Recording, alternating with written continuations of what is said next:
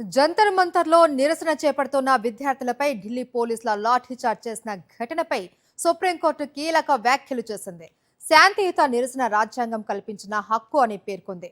నిరసన జరుగుతోందనే కారణంతో లాఠీ చార్జ్ చేయొద్దు అని హితవు పలికింది. ప్రజాస్వామ్యంలో శాంతియుత ఆందోళనలకు ప్రత్యేక స్థానం ఉంది అన్న సుప్రీం ధర్మాసనం ప్రజాశాంతి భద్రతకు ముప్పు ఉంటే చట్ట ప్రకారం వెళ్లాలి అని వ్యాఖ్యానించింది. పరిస్థితులను చట్టబద్ధంగా సమతుల్యంగా ఎదుర్కోవాలి అని సుప్రీంకోర్టు పేర్కొంది. జంతర్ మంతర్లో నిరసన చేపడుతున్న విద్యార్థులపై ఢిల్లీ పోలీసుల లాఠీ చార్జ్కు సంబంధించి సుప్రీంకోర్టు కీలక వ్యాఖ్యలు చేసింది. దీనికి సంబంధించి పూర్తి డీటెయిల్స్ మా ప్రతినిధి వెంకటేష్ అందిస్తారు. ఢిల్లీ నుంచి వెంకటేష్.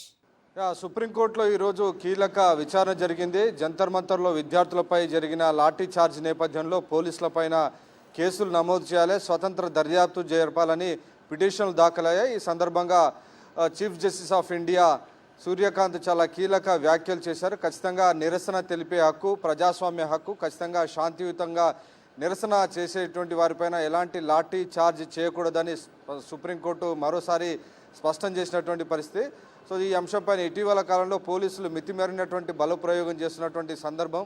సో ఆ నేపథ్యంలో మొన్న జరిగినటువంటి చలో పార్లమెంటు ముట్టడి సందర్భంగా ఈ నెల 20వ తేదీన జరిగినటువంటి పార్లమెంటు ముట్టడి సందర్భంగా పోలీసులు విద్యార్థులపైన లాఠీ చార్జ్ చేయడం, అలాగే బాష్పవాయువు ప్రయోగించడం, వాటితో పాటు పెల్లెట్ గన్స్ కూడా ఉపయోగించారు. సో దీని కారణంగా చాలామంది విద్యార్థులు గాయపడ్డారు.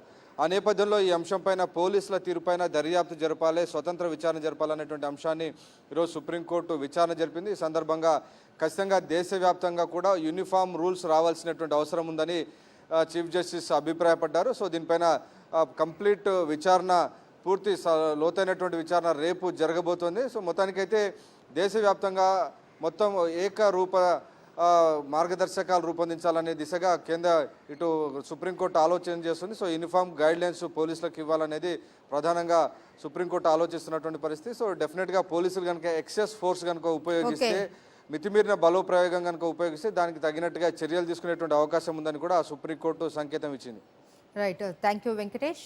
మరిన్ని అప్డేట్స్ కోసం ఛానల్ ను సబ్స్క్రైబ్ చేయండి. నోటిఫికేషన్స్ కోసం బెల్ ఐకాన్ పై క్లిక్ చేయండి.